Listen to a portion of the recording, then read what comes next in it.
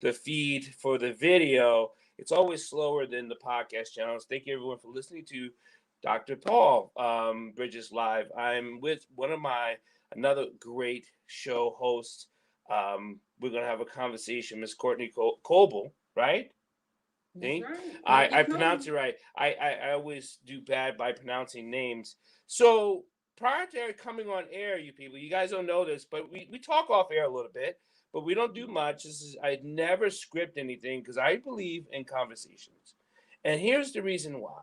I don't know how we can get along with anyone until we converse. Means that we don't come with an agenda, but we come with an open heart and open mind to listen to one another so we can then build that better world that we hope to live in. And I know Miss Courtney's been doing that because I reached out to her because of her academy and her program. But there's so much more to this than what is going on.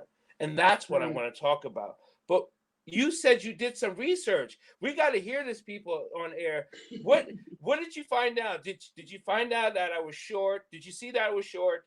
No, I didn't see you were sure, but I look, I was more, more interested in the content and how the interviews. So like you said, this isn't scripted. So I'm like, okay, well, what he's gonna ask, how the conversation's gonna flow. So I'm like, and I noticed that your conversations was, very different. Like you're not getting your typical questions asked. So I'm like, okay, well, I'm just excited to see how this conversation flow today. Well, and I get those, people. I think you're prominent, but people who consider themselves more prominent, that's been Mm-hmm. out there, who I've interviewed, they always say, "Well, send me over your Yeah, questions," send me over the and I'm like, questions. "I don't know what the hell you're talking about." And if I'm talking to one of their assistants, I'm like, "No, I don't do that." They're like, "Well, Mr. or Mrs. would like to review some of the questions." Yeah, I don't do that. And then we get in, and then they call because it's usually through an email, right? Yeah. Send over, and then I don't do that. So after I send that email, my phone always rings. What do you mean you don't do that? Well, and I always say I'm not here to put someone over a barrel to try to catch you into I got you. I don't know how. I'm not that person. I would No. never want to be that person No, because I appreciate both approaches, and this approach I think is just more authentic. It's just a more raw, authentic conversation. I And I agree. have nothing to hide. I'm just here to share my story. So with that, tell your story first. Introduce who you are, but then there's Mhm. the story. So tell your story. Well, I'm Courtnie Coble. I'm the CEO and founder of the Academy of Goal Achievers here in Charlotte. We are a youth leadership mentoring organization that is helping high school students transition and navigate this thing we call a messy life, right? Get them out of high school successfully and prepare them and their parents for post-secondary education and careers. And my story is simple as this. I grew up with an amazing family, um, not a lot of resources. My senior year of high school, I just didn't have that roadmap. I didn't have that navigation, that support I needed to really transition with everything I needed to make that transition smooth as possible. And I'm here to really do that for other youth and families. And not that my mom or my dad didn't want me to succeed, they just didn't have the information. Information is key. Information, a lack of information to have you home looking at your mother for the next 15 years. Yeah. Mhm. Yeah. So the only thing my family needed was the information, the how to, and I'm very self-driven. So yes, I probably one of those high school students. If you just told me the information, you didn't need to hold my hand for long. I'm gonna make it do what it do. So I'm here to, be a support for youth and families and be that push for them.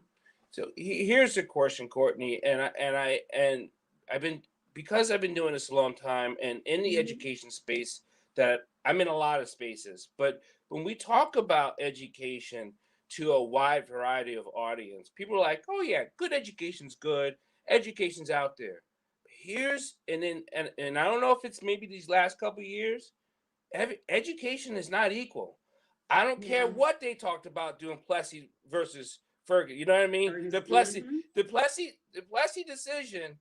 It was never always equal, right? Yeah. And Yeah. and even after we won some of those Supreme Court cases. It still was never equal. I'm 54, and I remember in the 70s what it was like. And that's why most people don't understand. When black families, if they could send their children to Catholic schools, it was because the education was equal. It had nothing to do with Catholicism as much that the Catholic schools were like, we will teach your child equally like we teach everyone. You will get the Bible though. So a lot of families, if they could afford it, because it was expensive, they would send their kids to Catholic schools. That was the only reason for the abundance of blacks going to Catholic schools. It wasn't because rage on Catholics, it was for equality of education. Yeah. You must have witnessed that even in high school to understand that other students and other peers was getting more adequate education than maybe I was at my high school, right? So you saw the differences. You know, Charlotte, a report came out a couple of years back that, you know, Charlotte was ranked 50 out of 50 for economic mobility. Oh, yeah. I mean, a family have less than 5% chance to come out of poverty. And I truly believe that starts with the school system. That starts where it determines the level of the quality of education you get by the zip code you're born into. You know, and which is shameful. I've looked at education reports throughout the United States because different programs and in place, like again, different spaces I am, we look for education report cards per state. Then in the state, we look at it per county. And then in the county, we look at, you know, for districts of school. So those are information that's important to people like me. When we say this isn't fair, I have the facts. These kids are not graduating. These are the facts. It's not the facts because I want them to be the facts. This is what the kids are graduating at, the rate they're not, the reading level they are. We know that prisons are built on third grade education. Third grade level. Right? Most people, you know, I literally say that white people still don't get it. It's fascinating how much white people don't know about our system. But prisons are built on the third grade reading level. If you're not reading at third grade on level, that child's more likely. We're not saying they're more likely going to prison. Yeah. But I think that's why, you know, I'm not an educator by trade, I like to say, right? I'm an educator supporter. There you go. I know, you know, the task the education system has in front of them. And I stood back and realized that that task they have and say, you know, what can I do to support these young adults when they leave the school building? Because even though they're in the school most of the day, we know most of the decisions that's going to help a young adult navigate this high school life doesn't happen in that classroom. Nope. You could be a 4.0 student and still in that jailhouse. You can be a 4.0 student, still pregnant, 2 kids at home with your mom thinking, what I'm going to do for the rest of my life. It's that out of school time too that has a huge impact on those numbers. So I truly believe it's about developing leaders, developing students from the inside out. You know, to have confidence in themselves to navigate this thing called life and to increase their soft skills. We all know if you don't know how to communicate and navigate different rooms with different people, you can have the quality of education you can all day, but you don't have soft skills and you don't know how to build relationships, you're not going to get as far because we already know behind the backbone on social capital. We just don't have it. How can we help you? This is still a funded issue, right? So let's talk about the academy. I'm getting ahead of myself. How did you start the academy and where is it located? So because you don't sound like you're from Cleveland. I mean, I'm just telling you now. I'm a New Yorker, but you definitely don't sound like you're from Cleveland. No, I'm not. I'm definitely not from up north. I'm from North Carolina, Anson County. Where I'm from, the town still don't even have a stoplight, right? Still don't even have a stoplight to this day. So for a rural county, parents divorced when I was in 8th grade. Mom kind of doing it all, dad there, but not really as there, right? But the academy started because, like I said, I just didn't have that support. I graduated college from Virginia State University with a bachelor's degree in psychology. I began to work right out of college, this awesome youth organization for homeless kids called The Relatives. And I was homeless. I experienced homelessness in my history growing up with my mom, separating from my dad. We stayed in a homeless youth crisis shelter in Monroe, North Carolina called Turning Point. And I realized, I remember at work one day, I'm calling my mom and said, Mom, did we ever have a social worker with us? Like, but these families are experiencing, I know I experienced and more. Right. And I realized that, we need to be together in doing this thing called life. A lot of the case management system now, is one-on-one help. It's usually a case manager and a client, right? So we don't use client. Right. We're very deliberate on our language. The Academy of Goal Achievers is called Goal Achievers with Intention, meaning words have power, right? So when I was growing up, I didn't get a lot of positive reinforcement. So I knew the power of positive words. I don't care if you got help back last year. Today you are a goal achiever.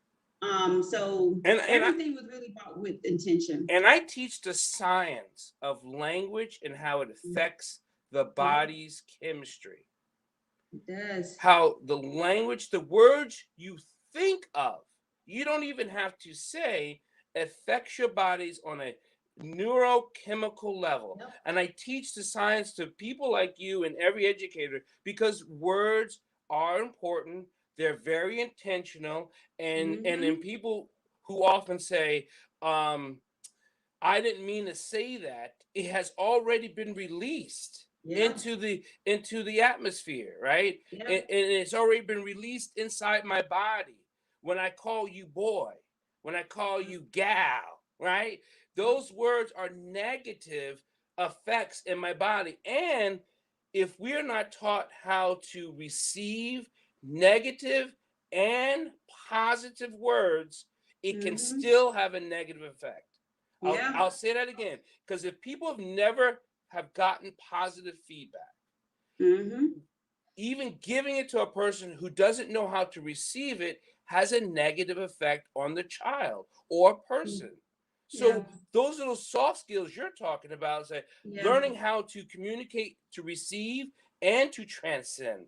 You're amazing. That's amazing. Yeah, definitely. And we don't use the word services. So we don't provide services, okay? Because when you think of services, you think of a handout. You think of, why do I need services? You think there's something wrong with me. Well, we took services and translate that to growth opportunities.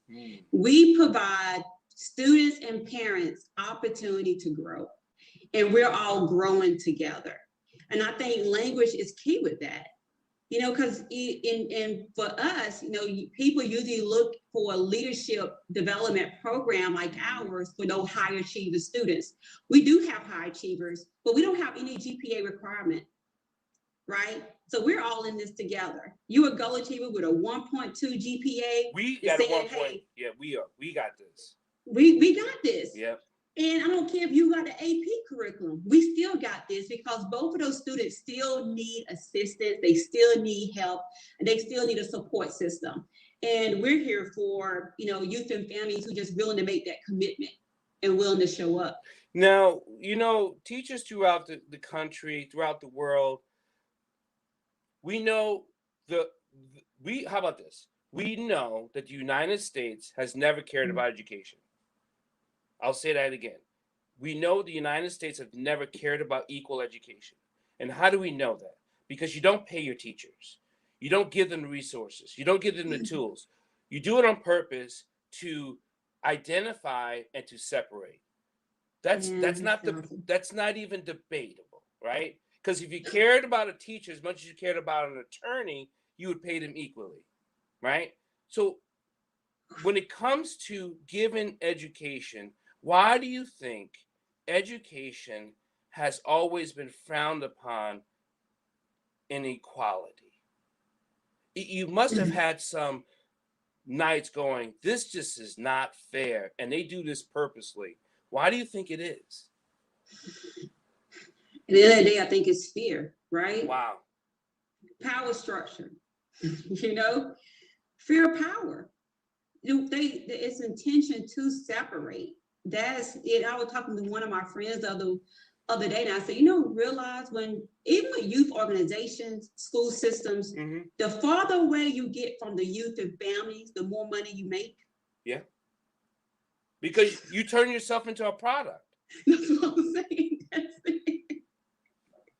That's the but they fear the educators only because it's power. And when I'm talking about education too, from it's not just academic, right? Right. Yeah, it's not just academic. Right, I agree. I'm talking education and knowledge of learning more about stocks and investments. Knowledge, learning more about getting into these trades, learning the career fields that white people have been keeping to themselves for years, and creating generational wealth. Yeah. That doesn't necessarily even require a college degree. So just information, and going back to our reading level, you can have information all day, but reading is still the foundation of so much. How many people do you know that's had a family member pass something down to them, to the next of sibling or child? How many families do you know in the lifespan you lived? I'm not even going to ask your age because people tell me that women shouldn't do that. But it's fine. Listen, I'm proud to be alive and make it to the age that I am right now. I'm happy to share. I'm 38. So how many people do you know that's African American, that's dark skinned, that's a minority, that had something passed down saying, when I finish this school, my parents are handing me this? Now, right now, I see it with my generation, my peers, and my colleagues. I see it right now, starting with us. Good. Right? I see now look across and look at my friends and look and see who my network are. Parents, they are already prepared. I mean, those kids got custodial accounts already, got businesses in their names. Yes. So I'm seeing it more. I'm in a great sorority, Delta Sigma Theta Sorority Incorporated, and one of my line sisters bought a whole apartment building in downtown DC. That is generational wealth. I think we're moving forward and thinking more outside the box. But from our parents to us, no, but I do see an increase in that moving forward. In my 54 years of life, I know zero. Yeah. I know not one Black person that had something given to them because it was in their family. Yeah, I'm like that. Right now, zero. Not one. Right now, zero. A couple of years, maybe 5 or 6. Hopefully that answer to that question changes. But that's what your academy is doing. Your academy is handing things off. Yeah. That's amazing. Yeah. And we know that okay, so here's not the big question. It's better to teach our own. Is that what you're saying with what you did? Or is it just not your own, but it is just kids, period? What do you mean? Clarify the question. So thank you, because it's unclear. So Blacks teaching Blacks, there's a different type of education and teaching. Is it possible for a different ethnic group to teach as well as you can or the academy can with teaching their own? What do you think? I know it's subjective, but yeah, and I have a whole mentality around, oh my God, I have a huge passion around HBCUs and the power that was for me to go to a historic Black college university. But I have seen, I think it takes a very special, talented person to teach. And I think that's a skill you can't teach that. I think that's, you mean you can't learn that in a DEI class? No, you can't learn it. No. I think just being in the field, you know when you see it. Yeah, you do. Just like right now, youth engagement, somebody can tell you they can train that all day. Yeah, you can break it down, but it is a science that sometimes it's like a gift that you develop and tone over the years. but it is implanted in you. And I know I chair a committee with DEI and anyway, and I've been disgusted because I've been teaching emotional reaction therapy for years and training. Yep. So the thing is that DEI, diversity, equity, inclusion, you just can't say understand this, culture bias that, and you give them a 20-hour course and let them roll with it, and all of a sudden you have the other saying, "Oh, I understand you." No, the hell you don't.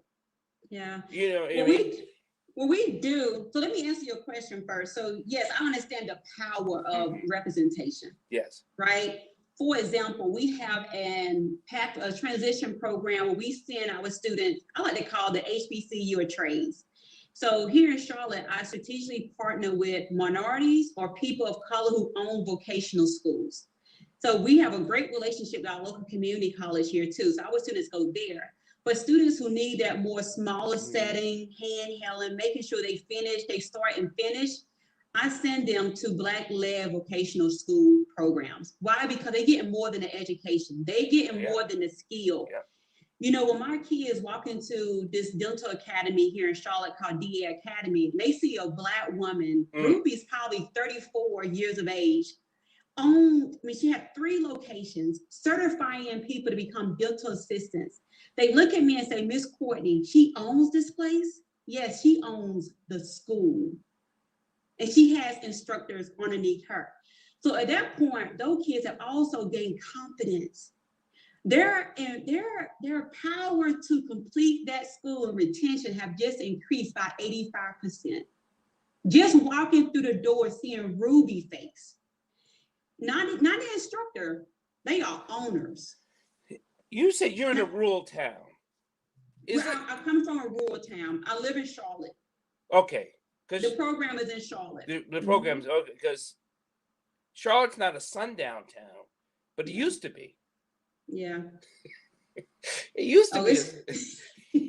You may still have some sundown places in Charlotte, though. When the last time you've been to Charlotte?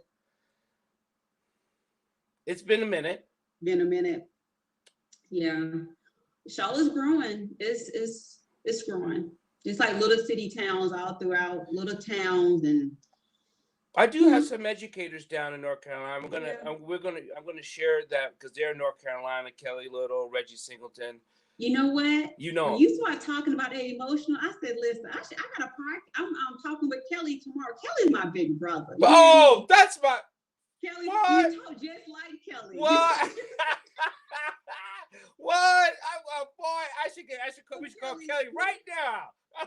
You can phone him in this Zoom meeting right now. You know, he can say, "What up, brother?" Yeah, because man, me and Kelly, that's my brother right there, boy. Yeah, we doing a talking engagement tomorrow. Stream live and stuff too as well. But Kelly Little, man, that's my big brother, man. He's good people.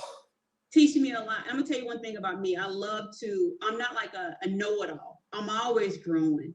And I'm always looking to see what I can bring to the table too, as I eat as well. Yeah. And Kelly, one of those people that he can just feed you for days. Yeah, he can just like, what do you mean? You see how this works because, right? This is where God's got that plan, man. He was like, let's put these people together. Yeah, we got some people all over the country, the world, and we just got to keep aligning those forces so we build a stronger community. And I think that's why I called this conversation building a better community, because this isn't about just what your program is doing, is going to do. It's about hopefully someone, when they hear this, they say to themselves, I too can do. Yeah. And that's what it's about. We say, as a goal achiever, don't ask me what I personally achieved, but ask me whom and what have I impacted. What they see, they'll be. What they see, they will be.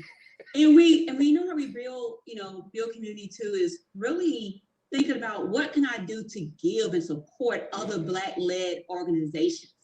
You're talking about disparities in funding, disparities in mentorship, right? How can I recruit my organization more Black career coaches? How can I recruit more Black volunteers or top philanthropists. Mm-hmm. I have a great donor base. You know, we give, we know disparity in funding too as well, right? Okay, yeah. With being, you know, Black-led, women-led organization, you know, it's the stack is against us, but I don't worry about all of that, okay? I'm gonna navigate this thing called life. I'm gonna do what I'm called to do, because why I'm doing it is for a sincere reason. And what's supposed to happen, I know my resources will come. And they will, you know. And they will. So give out your name, your information where people can donate, or the website. I know I have it on the live feed and everything, but just give it out because as far as the podcast here's a little bit different. So give that information out. Oh yeah. So go to website is www.taogainc.org. You can go on our website to donate and to volunteer. Right now, we're looking for career coaches, helping students increase their employability skills. And you can do that virtual. So you can be from anywhere. Only thing we do is go through a background check and be able to be ready to show up for these young adults, to give them confidence, give them some coaching around career pathways, navigating and build those employment soft skills they're gonna need for the future or for entrepreneurship. So we're looking for that. Our Instagram is @Goal Achievers, GOAL Achievers. And then Facebook is the Academy of Goal Achievers, and we should just come right up. And then follow me on LinkedIn, Courtnie Coble. And if anyone wants to send like laptops or any electronic devices, they could just send it. They could go on the website, send it to the address. Website, go to the contact us, send me an email, and we can follow up from there. Is there another level to this, or is it just build it better, stronger? How does this move? Our vision. Yeah. Our vision is to be a national training and development site for goal achievers mentoring programs throughout the world. So we're getting to a point where we're going to do a trainer, meaning if your community want to plant a goal achievers, if your county want to support and financially support a goal achievers group for the county, we want to be able to equip and do that. So we want to have goal achievers all over the world. We're piloting a group right now in Newark, New Jersey, in partnership with Newark High School. University High School with Newark Board of Education. But yeah, that's our big vision has really been all over the world, planting goal achievers through curriculum-based support. You know what's also, I think, a plus for this is let people know this, is that this goes off all over the place. And if you work with a child that you can then write an admission statement for, that also helps them. You know, there's more than what we could do, because people do it all the time. You know, whoever I've ever worked with, I have no problem writing a recommendation letter, either for this or for that. And that's also, those are tools that we never often use before ourselves prior to us. And if you own a company or business, think about an internship placement. Think about an internship or work placement experience, you know, that you can utilize in person or virtual too as well. But these kids, I mean, it's definitely recommendation time. You know, it's scholarships, it's college, it's job placement. So, I mean, the sky's the limit of how people can really support what we're doing here in Charlotte. And to understand this, and I'll let you know this, Ms. Courtnie, if you have any child that's going to come up here to Howard, Morgan, you let them know that they have people here that's going to watch out for you. Because I'm here. That's where I'm at. You know, these are the places I talk to. I talk to the Morgan president, the vice president. We talk about a lot of political issues and things like that. I go to the Howard campus. We talk about the services. But so there's people here that can give you that access to let you say that you're not alone. And I think when it comes to the minority community, we always felt segregated from our own selves. Yeah. That's true. Because we have fear within our own community for that same power. And that was intentional. Yeah. It's slave mind. Even rooted in colorism. Yes. From the beginning, the talented 10, those who can read versus those who cannot read. Yeah. The paper bag test. The paper bag test. Come on. Really right. Come on. You know, that's just scary. That talented tent right there. You know, and a little bit of that stuff still plays out today. It does. Within our own community. I think we're making some progress. I mean, we still got some work to do, you know? And through social media, I watch it, and sometimes I shake my head. And I try to do, when I do social media, I do a positive things on things. But when I'm really scrolling through it, I shake my head a lot. Like, who are they talking to with this misogynist, minimal, sexist? This is so painfully sick of all that they're producing and what people are enjoying. It saddens me that this is where the populace is going, to this type Yeah. of behavior to get information across. That's a sad way, when we can be promoting positive things, whether it be Yeah. body positive, mentally positive, family positive. But no, there's a lot of unhealthy stuff out there. It is. It is. That's why I mean, even myself, you got to control your feed. I said you can't control what other people post on No, social media, no. right? Well, you can control what you see by controlling who you follow. So you can begin to control how you feed yourself, you know?